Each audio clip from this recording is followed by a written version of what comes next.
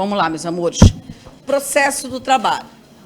Ó, processo do trabalho costuma se apresentar com 5 questões, tá?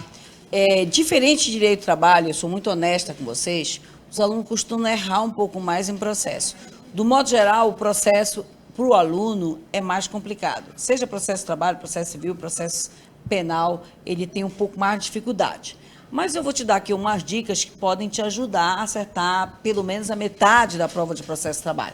A bem da verdade, eu gostaria que vocês não se esquecessem em nenhum momento que vocês só precisam de 40 para passar. Tá? É um problema que o aluno tem, que normalmente ele quer passar e, sei lá, com uma obsessão por acertar tudo. Isso é uma bobagem. Vejam, durante a prova, quando vocês estiverem se deparando com questões que vocês não sabem nada, se digam, eu só preciso de 40. Porque vocês não podem deixar que a estima de vocês caia. É muito difícil, qualquer prova é difícil. E é difícil não pela complexidade da prova, porque não raras vezes você olha a prova depois e diz, não estava difícil. É difícil você manter o equilíbrio emocional. Então, você tem que imediatamente, a hora que estiver se deparando, porque às vezes você lê uma página inteira e você não sabe nada. Isso dá um desespero no aluno, diz, meu Deus do céu, não sei nada, não vou passar. Se diga, eu só preciso de 40. Ah, eu não sei essa parte. Você pode olhar para a prova e dizer, ok, eu não sei essas 10, eu não preciso de ti, eu só preciso de 40. O tempo inteiro, eu só preciso de 40, ok?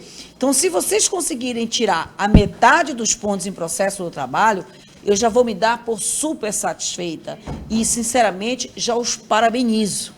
Em direito do trabalho, eu gostaria que vocês fossem um pouco melhor, tá? Nossos alunos aqui do curso FEB, com certeza, têm condições de um pouco melhor. Com certeza.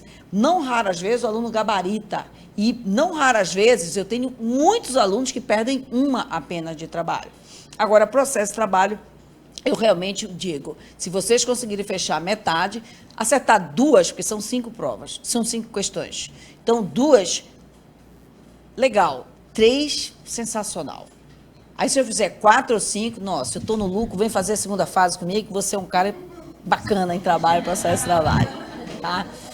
Então, vamos lá. O que costuma cair? A propósito, segunda fase de trabalho começa em 5 de dezembro, tá? Na unidade Paraíso, ok?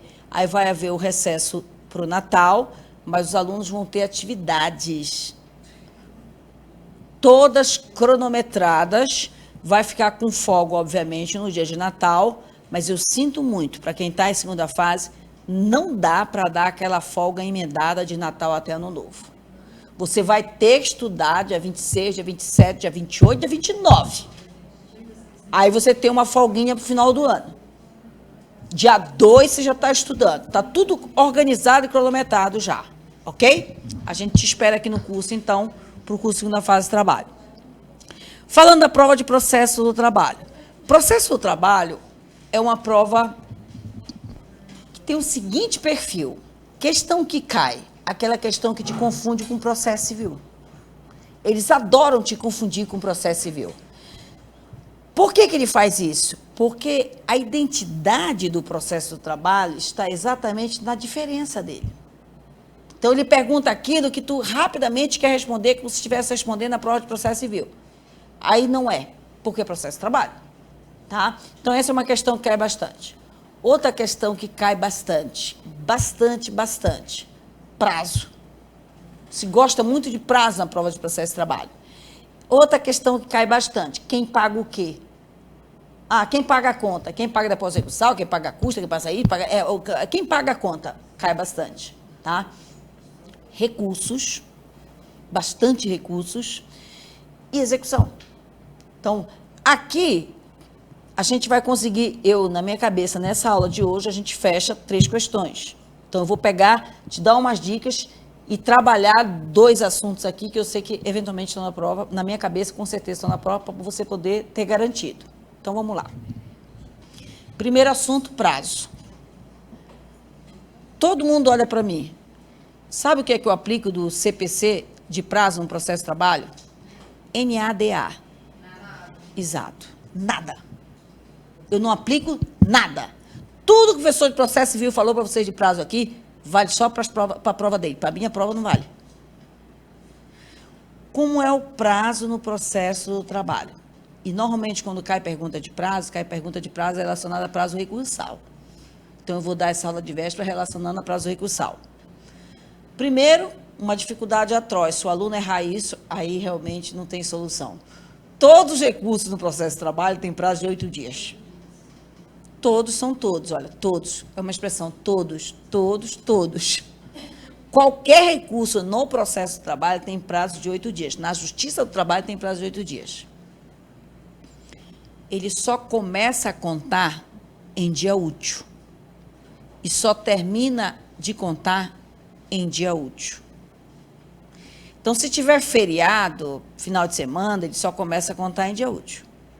E só finda em dia útil. O problema é, se o feriado for local, aniversário de cidade, feriado de estado, feriado local, a prova de que aquele dia é feriado é do recorrente. A obrigação de avisar, olha, eu não protocolei na segunda porque segunda é feriado na minha cidade. É o próprio recorrente que tem que fazer essa prova. Porque que tribunal que vai gravar quais os feriados que existem no país inteiro? Então, se é um feriado local, não é um feriado nacional, a prova é do recorrente. Isto é súmula 385. Um outro detalhe. Dentro dos 8 dias, ou dos 5 dias para embargos declaratórios, que não é recurso no processo do trabalho, dentro dos 8 dias ou dos 5 dias para embargo declaratório, eu posso cumprir isso por fax. Posso fazer por fax? Posso. Só que eu tenho 5 dias para juntar o original. Aí prestem atenção. Quando é que começa a contar os 5 dias? Quando é que acaba os 5 dias? Em dia útil ou inútil. Pode começar a contar os 5 dias para juntar do original, quando eu cumpro por fax, em dia de feriado. Pode acabar em dia de feriado. O começo dos 5 dias, que é a súmula 387, o começo dos 5 dias é exatamente o dia seguinte ao 8º dia recursal. O 8º dia do recurso era dia 2. Não me interessa se 3 é domingo, sábado, feriado. Os 5 dias para juntar do original é 3, 4, 5, 6, 7. Então, ele começa e finda em dia inútil. Tudo bem? Isso só para fax. Para juntar do original do fax. Ok? Outras súmulas relacionadas a prazo que pode cair para ti. E essa pode cair muito, porque a prova é muito perto do recesso. O que acontece com o prazo recursal diante do recesso natalino? Suspende. Estava contando, para de contar e volta a contar do dia que parou. Não é novo prazo.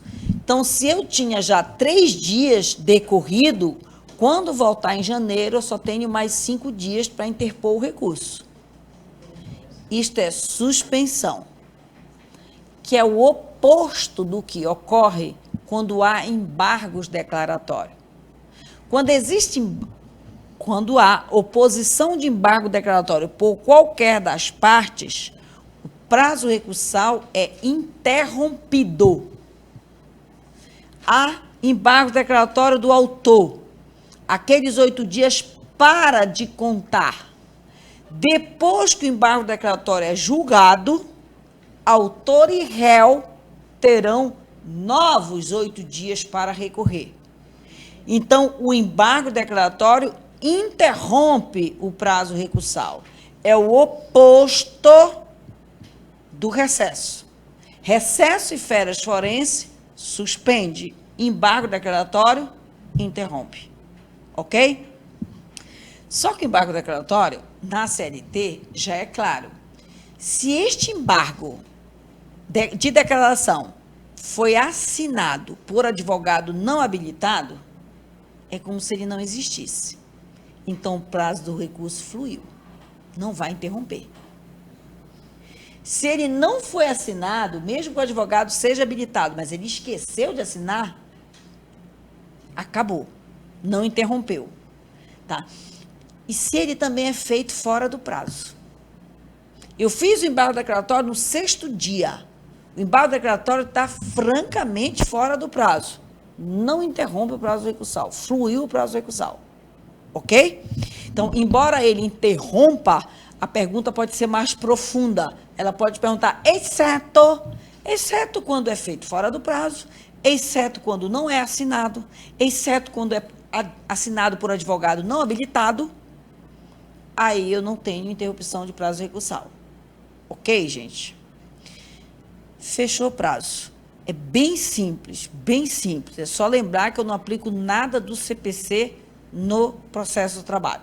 Aí eu vou falar aqui de alguns outros prazos que eles costumam te perguntar. Prazo, qual é o prazo para fazer uma contestação oral? 20 minutos. Razões finais? 10 minutos. Prazo para o excepto se manifestar sobre uma exceção de incompetência? 24 horas improrrogáveis. Prazo para a vara decidir sobre exceção de incompetência? 48 horas. Prazo para propor ação? 2 anos. Prescrição. Eu vou propor ação, eu conto os 2 anos futuros da extinção do contrato. Cuidado com aquele aviso prévio que eu te falei agora há pouco. O aviso prévio projetado, ele projeta o contrato. E a prescrição vai começar a contar lá da frente. A baixa na carteira de trabalho é do último dia projetado. Então, dali da frente para lá, eu tenho os 2 anos para propor ação. Estes 2 anos tem alguns detalhes. Prescrição, que é o direito de ação. 2 anos futuros tem alguns detalhes. Primeiro detalhe. Se o empregado fizer uma ação e essa ação é arquivada, ele tem novos 2 anos. Porque o primeiro arquivamento, ele interrompe a prescrição. Então, o cara tem 2 anos para propor uma ação. Ele propôs a ação e não foi. Arquivou. Ele tem 2 anos de novo. Tá? Mas é só o primeiro arquivamento, porque ele pode ainda ter o segundo arquivamento. No processo do trabalho, do segundo arquivamento, o cara tem que esperar mais de 6 meses para propor a terceira ação. Porque se ele propuser a terceira ação antes, ele vai sofrer perempção.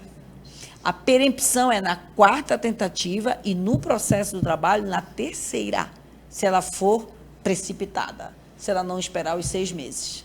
Tá? Então, eu tenho os 2 anos. Arquivou a primeira vez só, eu tenho mais 2 anos. A segunda, não. Outro detalhe dos 2 anos. Menor, pela CLT 440, o menor não tem prescrição. Só começa a fluir a prescrição no momento que ele se torna maior. Tá? Aí, quando ele tem 18 anos, completou 18 anos, ele é maior, ele segue e vai ter a prescrição.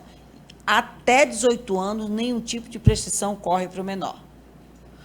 Um outro detalhe relacionado à prescrição. Existem ações que não prescrevem, que são imprescritíveis mesmo. Se eu precisar fazer uma anotação de carteira de trabalho, não prescreve.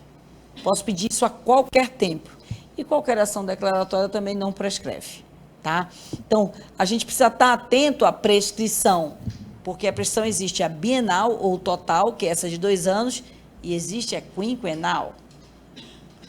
Quando eu respeito os 2 anos, ou seja, eu propus a ação no tempo certo, eu só busco os últimos 5 anos. E esses últimos 5 anos, eles são contados da data da ação para trás. Não tem nada a ver com o contrato de trabalho. Eu fiz a ação no dia 25 de novembro de 2016. Eu só busco direitos até 25 de novembro de 2011. É da ação para trás. Diferente dos 2 anos, que é do fim do contrato para frente. A bienal é do fim do contrato. A parcial, que são 5 anos, é da ação para trás. Ok? Esta parcial, eu já falei, a alteração recente do FGTS, que a gente tem que ter cuidado, observem a data que foi escrito lá a ação, né? Que antes era 30 anos, agora é 5 anos.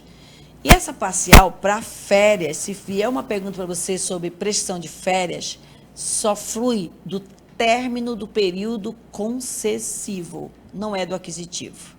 Eu adquiro férias, mas só se eu não usufruir férias é que começa a fluir a prescrição quinquenal, do término do período concessivo. Beleza. Aí a gente fechou o prazo, vamos àquela história do quem paga a conta.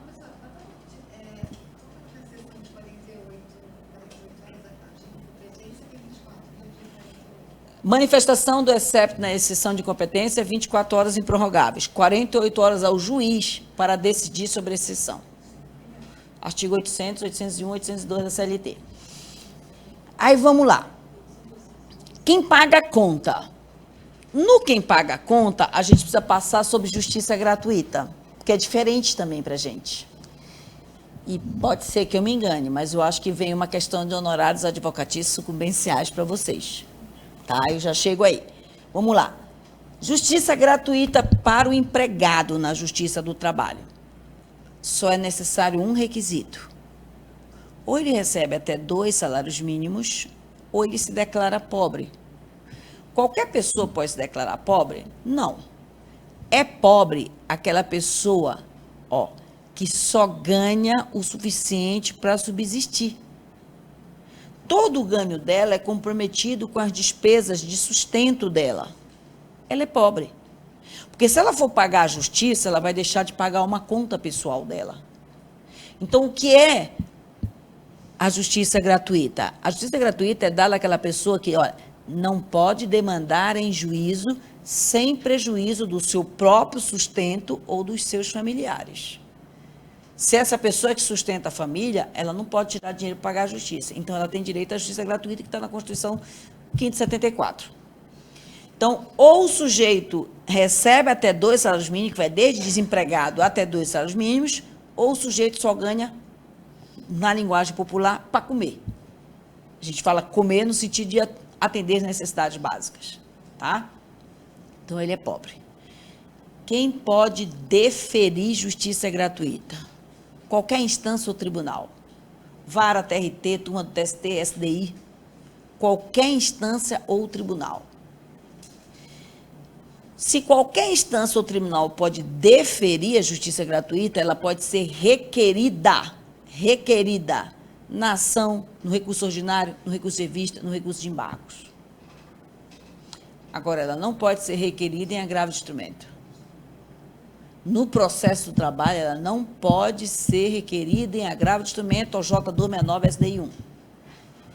Porque se o empregado, por exemplo, tinha que pagar custas, não pagou, o recurso dele foi deserto. Aí ele não pode fazer um agravo de instrumento e dizer assim, mas é que eu estou pobre. Não, ele deveria ter pedido no recurso. Passou o momento dele pedir a justiça gratuita. Se o empregado for beneficiário da justiça gratuita, o que ele não paga? Ele não paga custas, ele não paga honorários periciais. E qualquer outra despesa processual ele não paga. Custas. Você sabe que o empregador ele paga custas e depósito recursal.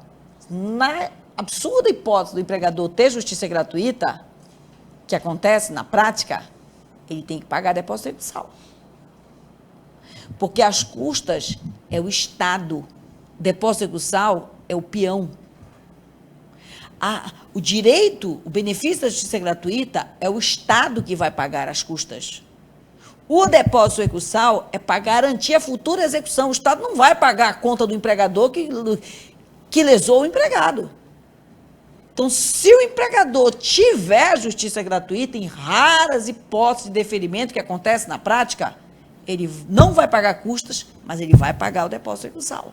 Porque o depósito recursal sustenta a execução daquela ação no futuro. Ok? Beleza. Então, já sabemos o que é justiça gratuita para o empregado. Vamos agora para honorários advocatícios comerciais, súmula alterada este ano. Ano passado, em 2012. Súmula master alterada. Toda hora ela está sendo alterada.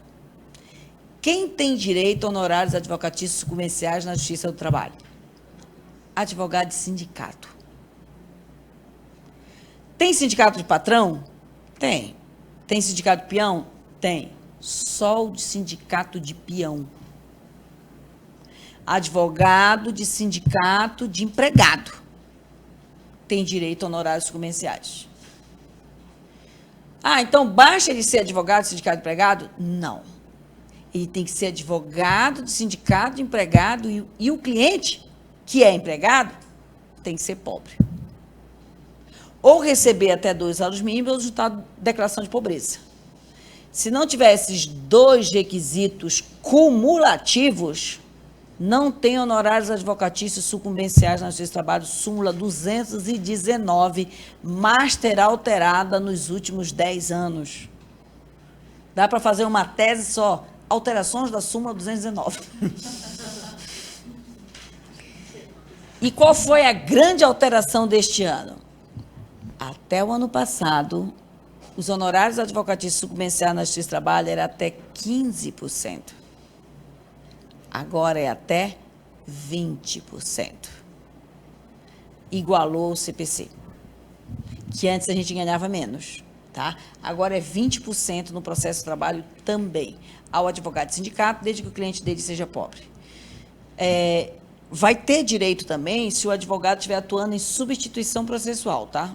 Eu estou substituindo processualmente os empregados associados de um sindicato. Eu tenho direito também a honorários advocatícios comerciais, desde que os substituídos sejam todos pobres. Porque eu sou advogado de sindicato e os meus clientes são pobres. Aí eu tenho sucumbência. Ok? Tem uma situação de uma ação que começou na Justiça Comum e veio para a Justiça do Trabalho. Isso é o OJ 421.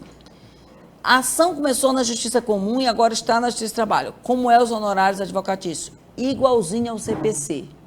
Leva quem ganha. 20% para o cara que ganha. Ponto. Ah, por que assim? Porque ela teve origem lá na Justiça Comum e depois ela veio para a Justiça do Trabalho. E quando eu te falei do advogado de sindicato e cliente pobre, isso são para as ações que decorram da relação de emprego entre empregado e empregador. As ações que não são entre empregado e empregador, que também competem à Justiça do Trabalho, por exemplo, uma ação de representante comercial, de cooperado, estas aí seguem a regra do CPC. Ganhou, levou. Só tem aquela duplo requisito cumulativo, advogado de sindicato, cliente pobre, se for ação de emprego, peão, patrão.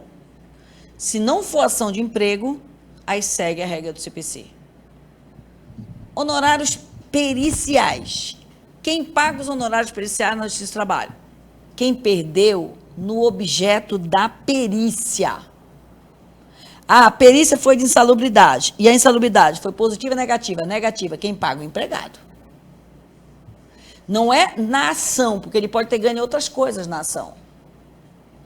A perícia foi positiva e a sentença foi procedente para a insalubridade. Quem paga os honorários periciais? O empregador. Então, quem paga os honorários periciais é a parte que foi sucumbente no objeto da perícia. É esse cara que paga os honorários comerciais. Perdão, os honorários periciais. Se é desta forma, por causa do artigo 790B maiúsculo, hífen B maiúsculo da CLT, não tem como eu exigir honorários periciais prévios, como acontece na prática. A não ser que o juiz seja negócio de mãe dela amar e ligue já, porque antes da perícia ser realizada, ele já sabe qual vai ser o resultado. Não existe isso. Honorários periciais prévios na Justiça do Trabalho são hipótese de ação de MS. OJ 98, da STI 2. A parte que está sendo exigida a pagar honorários periciais prévios pode fazer uma ação de MS para cassar a ordem do juiz que determina o pagamento de honorários periciais prévios. Porque eu preciso ter a perícia, saber quem perdeu no objeto de perícia para saber quem tem que pagar o perito. E se quem tem que pagar o perito for empregado beneficiário da justiça gratuita, súmula nova, quem paga é a União. O Estado assume os honorários periciais. Ok? Muitas das vezes os peritos não gostam. Não trabalhe para a justiça. Trabalhe fora da justiça. Faça a sua empresa de perícia para trabalhar para a empresa. Não precisa trabalhar para a justiça. É simples assim. Porque, o perito vai demorar muito para receber. Ok, advogado não demora para receber. Advogado trabalha e recebe imediatamente.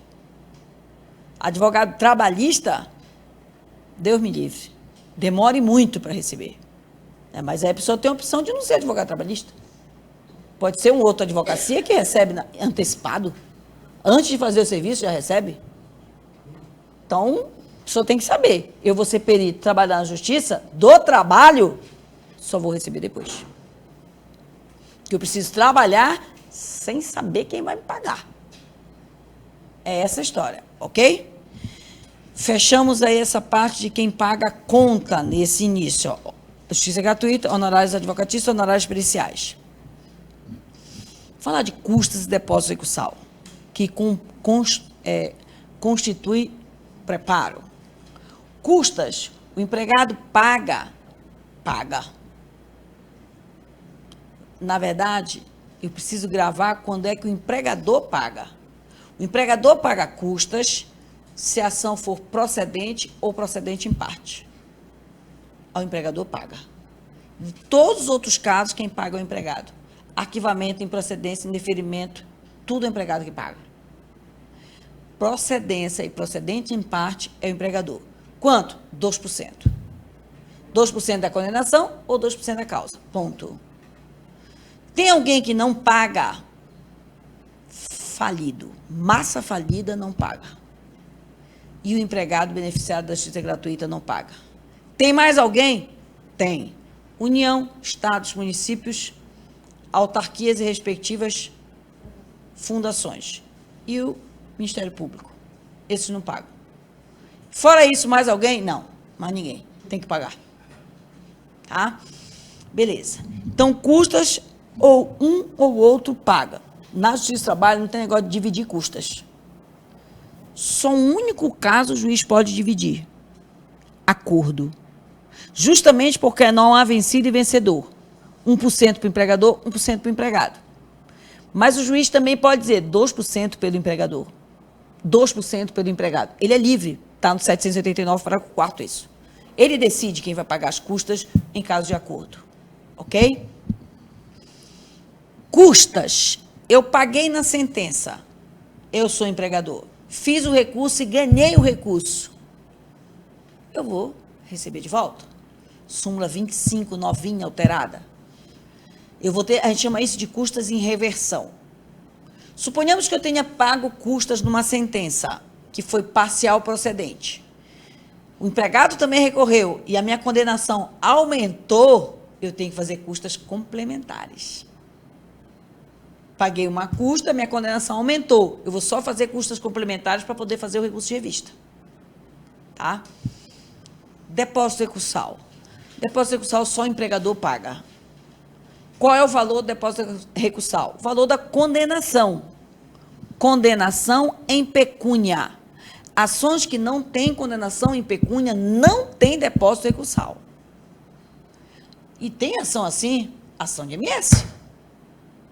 Ação de MS não tem condenação em pecúnia. Não tem depósito recursal. Eu preciso ter uma condenação em pecúnia para eu imaginar um depósito recursal. Qual é o valor? O valor da condenação. Só que o TST estipula um teto para recurso ordinário e o dobro desse teto para revista e embargos. Eu não preciso gravar o valor. Vou te dizer que é cerca de 10 mil para RO e 20 mil para recurso de revista e embargos. Se o cara foi condenado a 1 milhão, ele vai pagar 10 conto e vai recorrer. Se o cara foi condenado a pagar 8 mil, ele paga tudo para poder recorrer. Então, toda condenação abaixo do teto tem que pagar toda a condenação para poder recorrer. E toda condenação acima do teto, eu pago só o teto para poder recorrer. Nenhum empregador deposita mais do que fora condenado. Eu fui condenado em 3 mil. Eu não vou fazer um depósito recursal de 10. Eu vou depositar 3 mil. Se existirem 2 empregadores no polo passivo, terceirização, 2 empregadores, o depósito feito por esta empresa só se aproveita por esta se for responsabilidade solidária. E se esta empresa ou a outra não tiver pedindo para sair da lide. Se existir pedido de exclusão da lide, não aproveita depósito. Ok? Dicas de recurso. Olha, é uma dica simples. Eu poderia ter falado aqui, se eu fosse falar, eu poderia ter usado todos os 30 minutos para falar de recurso. Aí você não vê mais nada do que eu te falei aqui, tá? E o aluno se embanana. É fato. Dica de recurso. Primeira coisa, na Justiça do Trabalho, eu só recorro se a decisão acaba o processo. Se a decisão não acaba o processo, não se recorre. Vamos fazer um teste? Juiz negou liminar, cabe recurso? É só você se perguntar. Quando nega liminar, acaba o processo? Então não cabe recurso. Juiz não homologou um acordo que eu fiz fora da audiência, cabe recurso? Não acabou o processo, não cabe recurso. Então não fiquem tentando dar uma de mãe de Lamare. É simples, é só perguntar, acabou o processo? Recorre. Se não acabou, não recorre. Segunda dica. Eu não entendo nada de processo de trabalho. Se for processo de conhecimento, chuta RO. Se for processo de execução, chuta agravo de petição. Terceira dica. O rito sumaríssimo é diferente só em recurso de revista. Em embargos, ele é igualzinho. Recurso de revista só cabe do processo que começa na vara. Da decisão de segundo grau, por afronta à Constituição, violação de lei federal, divergência de súmula vinculante, de súmula do TST, de OJ da SDI e de acordo de outro TRT. Isso é revista. Se for sumaríssimo, só cabe por afronta à Constituição e divergência de súmula vinculante e divergência do TST.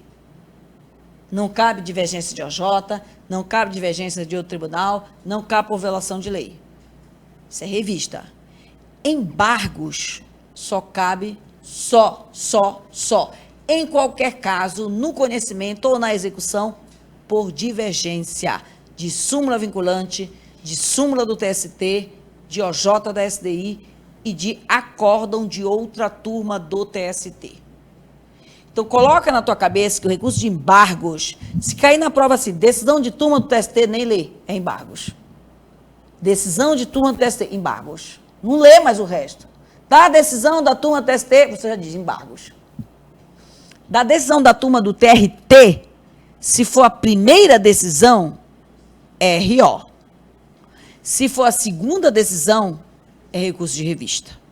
Aí do TRT dá defeito, tá? Em execução, gente, nós temos uma execução própria. Eu quero só que tu grave o seguinte: ao processo do trabalho, eu aplico subsidiariamente a lei de execução fiscal. E só depois o CPC. A execução trabalhista ela pode começar espontaneamente ou a requerimento de qualquer das partes. Basta que o juiz possua um título executivo extrajudicial ou judicial. Líquido. Se o título não for líquido, ele tem que fazer a liquidação de sentença. Líquido. Título líquido. Citação. Citação executória que é pessoal. O oficial de justiça ele pague. 48 horas o devedor tem para pagar.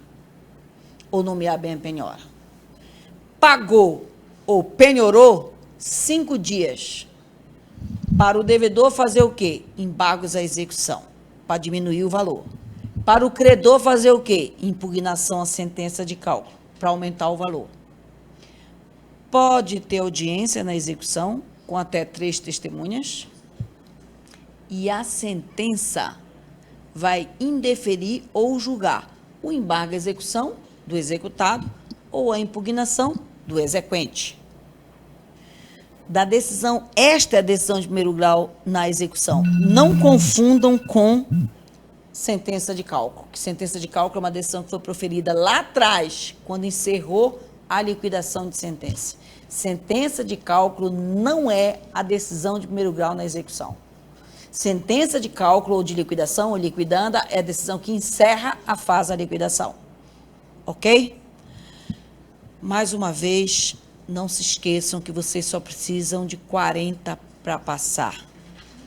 Vamos só pedir a Deus que vocês possam dar o melhor de vocês. Não peçam a aprovação. Pedir aprovação significa querer dar ordem a Deus. Porque da tua vida, quem sabe é o cara lá de cima. O que você pode pedir é que você consiga dar o melhor de si na sua prova. O resultado não te pertence. Não te pertence. Fez a prova domingo à noite, peguem o gabarito, confiram. Aprovou, não tem nada o que comemorar. Tem que começar os estudos de segunda fase. Eu brinco, mas é muito sério. Acha graça com a metade da boca. Ah, mas eu quero ficar feliz. Meio feliz. Segura a boca, porque você tem responsabilidade. No outro dia, você tem que estar correndo atrás do seu material para a segunda fase. O meu Vadimeco está atualizado? É segundo semestre de 2016? Não é, então tem que comprar. Vadimeco, segundo semestre de 2016. Qual é o material que ela pede em trabalho? Ela pede isso, isso, isso. Vou comprar. Eu não quero que nenhum aluno meu, preste muita atenção no que eu vou falar, chegue dia 5 de dezembro aqui me perguntando qual é o material para comprar. Eu vou postar no meu Facebook pessoal, na minha página oficial, vou passar um e-mail para o curso informar, matriculou, você já tem o que fazer segunda-feira. Vou comprar meu material. Gente, nós não temos muito tempo. Não se enganem, nós precisamos correr.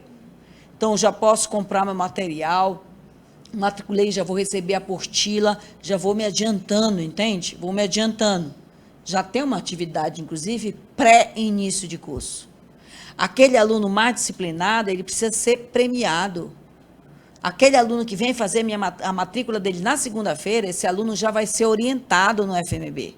Olha, esse aqui é o material que ela está indicando para você comprar, a apostila vai em PDF para o seu e-mail, você já vai ter acesso à apostila e vou mandar, gente, vou mandar. A primeira fase é uma fase. Vocês já têm a sorte de ter alteração no provimento, de não passando numa segunda fase ter a repescagem. Mas não tome essa sorte com desaforo, tá? Vamos seguir adiante, tudo bem, com empenho, com carinho, mas antes de mais nada, com determinação e responsabilidade. Beleza? Excelente prova para vocês amanhã.